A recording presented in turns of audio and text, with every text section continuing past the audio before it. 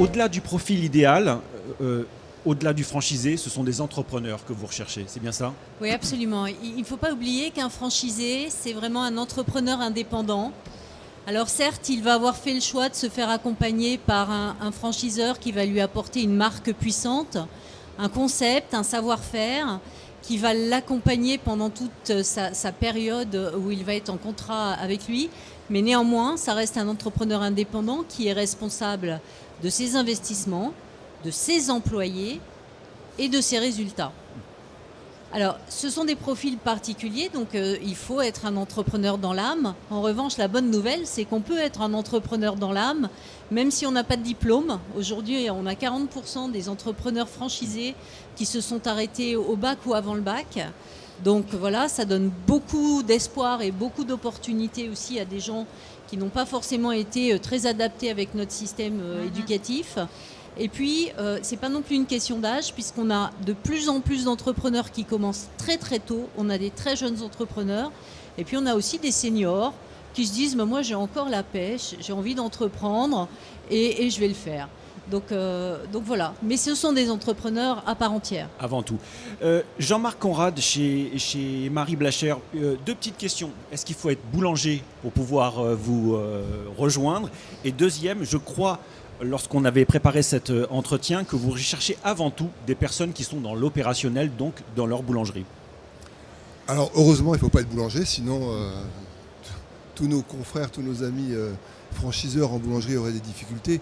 Non, il faut d'abord être un entrepreneur dans l'âme, oui, un aventurier aussi. Il faut avoir beaucoup d'énergie, il faut avoir des capacités managériales et puis il faut avoir l'envie du risque et le goût du risque, parce qu'aujourd'hui les niveaux d'investissement de CAPEX dans les boulangeries sont relativement élevés, que ce soit chez nous ou ailleurs, et on dépasse fréquemment le million d'euros, ce qui fait quand même que ça fait de l'engagement.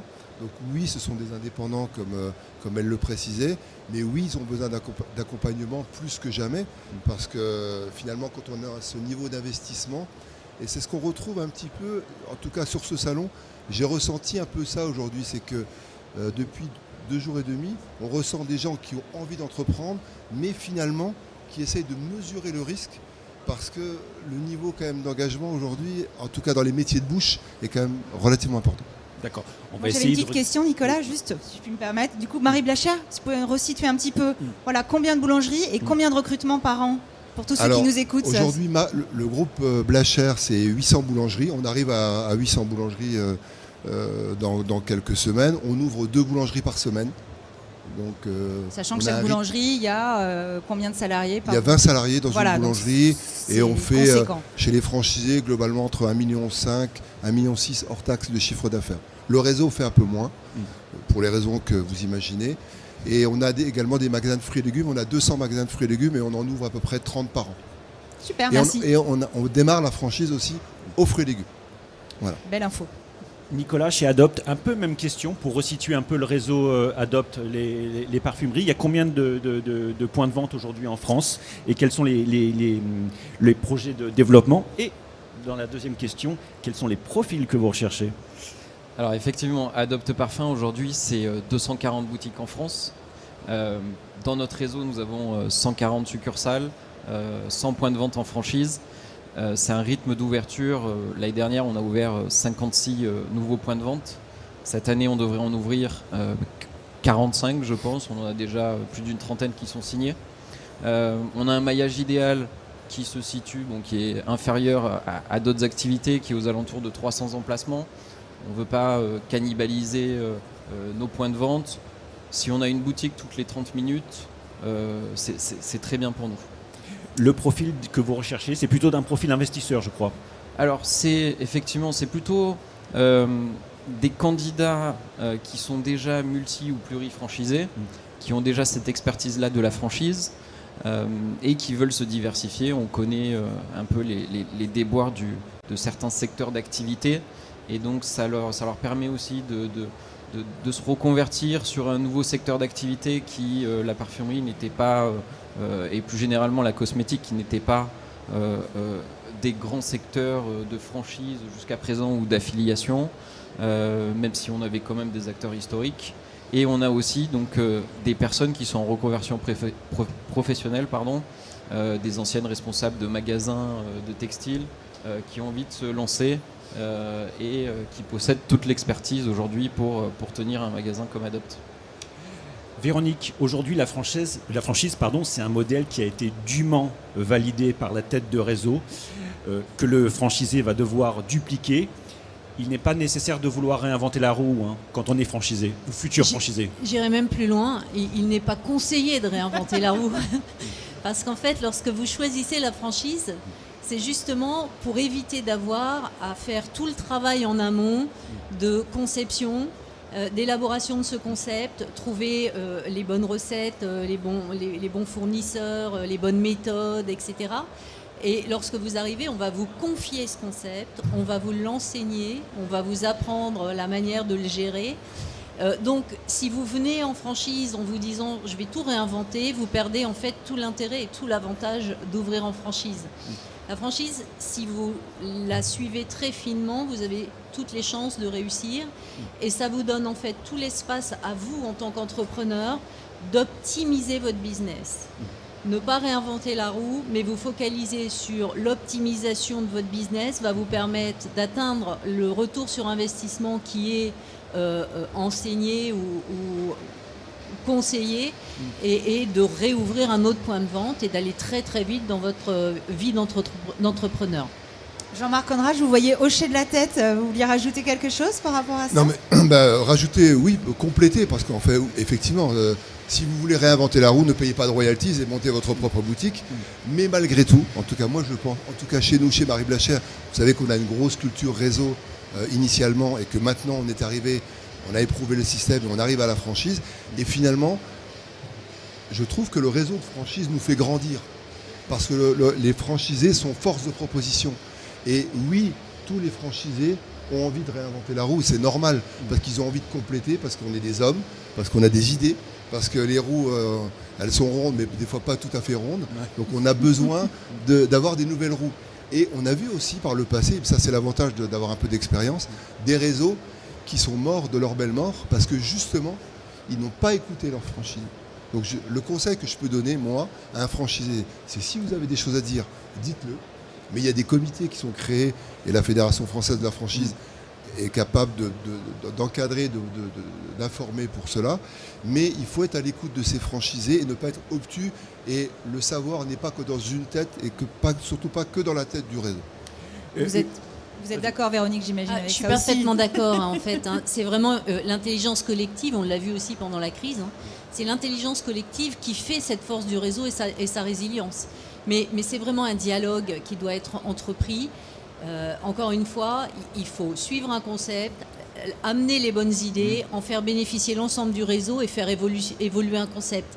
La force de la franchise, c'est aussi ça, c'est que vous avez des gens qui réfléchissent, qui font évoluer, qui font ce qu'on appelle du R&D et qui regardent un petit peu les grandes tendances. Et sa force, c'est de s'adapter au fur et à mesure à son marché.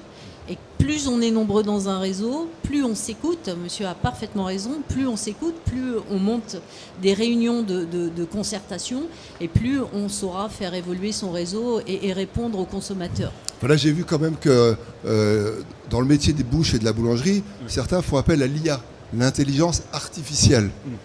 Alors je veux dire, c'est pas rassurant quand même, quand vous faites de la boulangerie, vous connaissez la complexité de la boulangerie. Et moi, je dirais qu'il faut plutôt faire appel à l'intelligence artisanale, en tout cas. Belle formule. Belle formule. Messieurs, une question. Un profil de bon candidat, est-ce que c'est un candidat qui est ancré fortement dans sa région, Nicolas, pour Adopt ? Pour moi, c'est l'un des critères principaux. Quand on fait appel à des candidats en franchise, on a besoin de s'appuyer sur son expertise territoriale, sur son expertise locale. Donc ça va être dans un premier temps déjà de connaître le bon trottoir, de connaître le trottoir où il y a le soleil à 14h, des petits points comme ça qui font que vous êtes développeur, vous ne connaissez pas forcément la ville et vous arrivez dans la ville avec votre franchisé qui va vous expliquer justement qu'à tel endroit il va y avoir un projet dans 1 an, dans 2 ans, un parking qui va devenir gratuit, la première heure gratuite, etc. L'histoire du territoire. Ouais, et pour moi c'est capital. C'est une personne qui connaît très bien son territoire, c'est vraiment la base. Nous, on n'envoie aucun candidat alors à plus de 2 heures de route de son domicile. C'est un facteur clé pour moi de réussite. Jean-Marc? Oui, bien sûr, il a raison. Tout au moins, nous, on souhaite avoir des candidats qui ont envie de s'ancrer dans le territoire. Parce que forcément, au gré des opportunités, on ne peut pas mettre toujours et être à l'endroit où on a envie d'être, malheureusement. Donc, mais au moins quelqu'un qui a envie d'être dans ce territoire. C'est pour ça que chez nous, on n'accepte pas les multifranchisés. Donc ça, on ne le fait pas. Et on n'accepte pas non plus les investisseurs. Voilà. Il faut être opérationnel. Avec maximum 3 boulangeries. Intéressant. Moi, j'avais une question concrète. Vous avez donc bien défini vos profils, vous savez ce que vous recherchez. Comment vous faites pour dénicher ces perles rares? Quelles actions vous menez à parvenir au salon de la franchise, bien sûr? Alors, pour moi la question. Pour vous? Comment on fait? Écoutez, on fait un petit peu comme tout le monde. On a une baguette de sourcier, on essaye de définir. On a des critères qui sont souvent très subjectifs, quand même.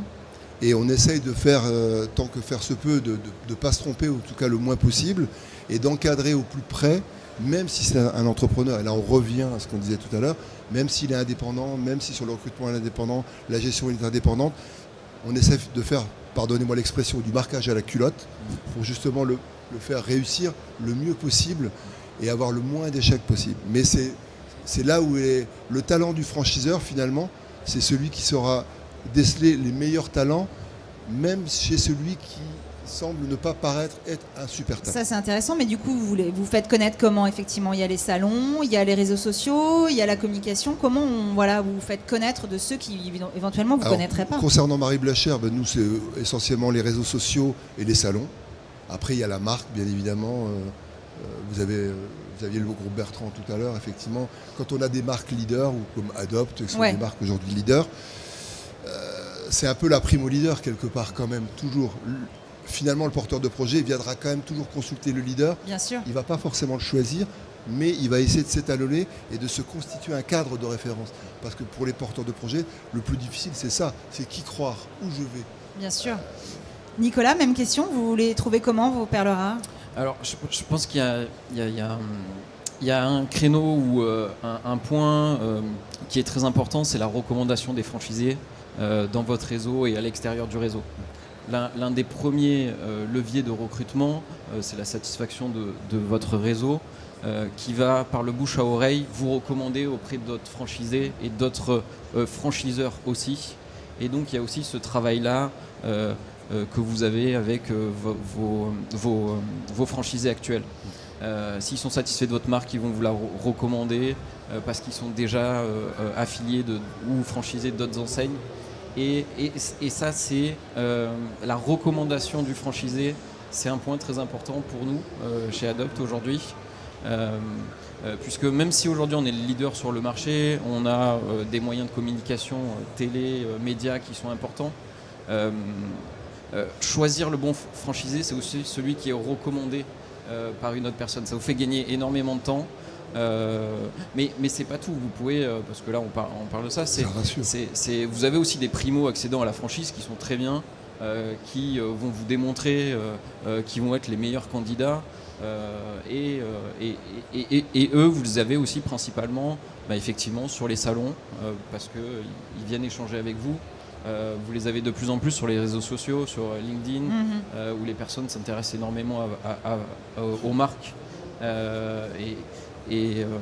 C'est les principaux réseaux. Les principaux leviers en tout cas pour trouver.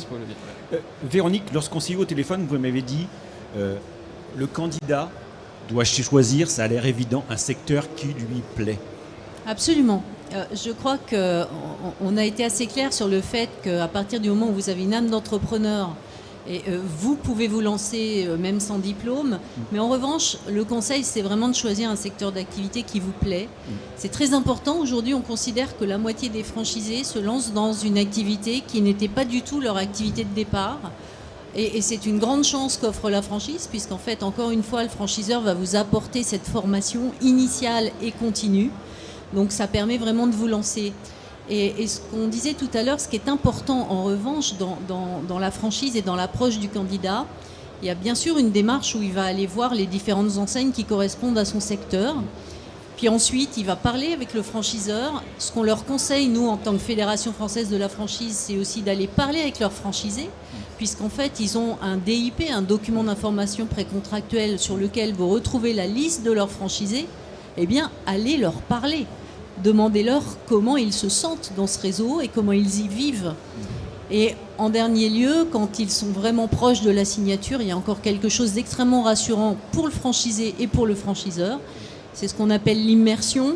De nombreux réseaux vont vous proposer de vivre en immersion dans un magasin comme si vous en étiez le propriétaire et comme si vous y travailliez au quotidien.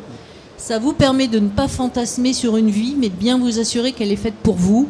C'est vraiment quelque chose d'essentiel. Merci pour ce bon conseil. Moi, j'avais juste une petite question sur la campagne de communication de la FFF qui a été lancée l'année dernière, qui a aussi un objectif intéressant pour justement pousser les gens à se lancer. Un petit mot sur cette campagne et puis la suite surtout de cette campagne et l'actualité pour 2024. Oui, alors on a lancé à la Fédération une campagne de communication sur la franchise parce que ce modèle d'entrepreneuriat, il vaut vraiment la peine d'être connu, mieux connu, reconnu et dépoussiéré. Et donc on avait envie de battre en brèche certaines idées reçues. Et donc sous un ton très humoristique, nous avons abordé une campagne depuis 6 mois qui dit la franchise, pourquoi pas moi, pourquoi pas vous, en expliquant que non, il ne faut pas avoir fait de grandes études, non, il n'y a pas besoin forcément d'avoir toujours beaucoup d'apports, il y a aussi des franchises où vous pouvez rentrer avec un apport réduit. Et toute cette campagne, elle est destinée à un public plus jeune aussi, pour rajeunir notre cible. Et on va maintenant aller vers le step 2 de cette campagne en permettant aux membres de la fédération de s'approprier la campagne avec des visuels qu'ils vont pouvoir utiliser en mettant leur propre logo et leur propre communication. Plus on va être nombreux à porter cette image de la franchise qui est franchement aujourd'hui un système extrêmement bien adapté pour entreprendre en France, et mieux ce sera. Donc on sollicite l'ensemble de nos membres pour porter cette campagne. Le message est passé. Une dernière question de mon côté. Messieurs, quel conseil aujourd'hui vous donneriez aux candidats qui souhaitent rejoindre votre réseau ? Les premiers conseils comme ça. Jean-Marc ?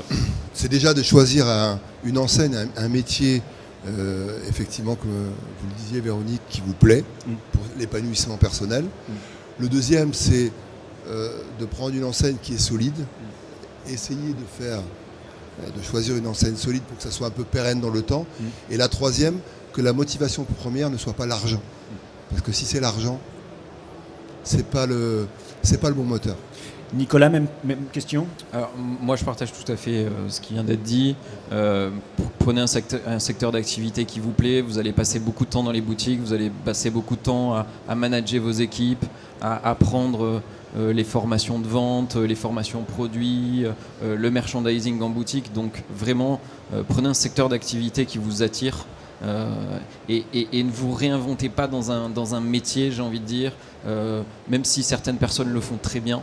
Restons sur des domaines de compétences dont vous maîtrisez, vous allez les développer, on va vous aider à les développer.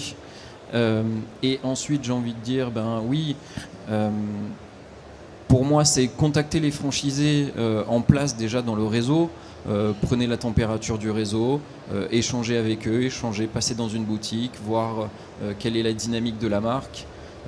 Renseignez-vous sur les orientations stratégiques de la marque dans les années à venir. Un contrat de franchise, ça peut être assez long, 5 ans, 7 ans, on a vu 9 ans.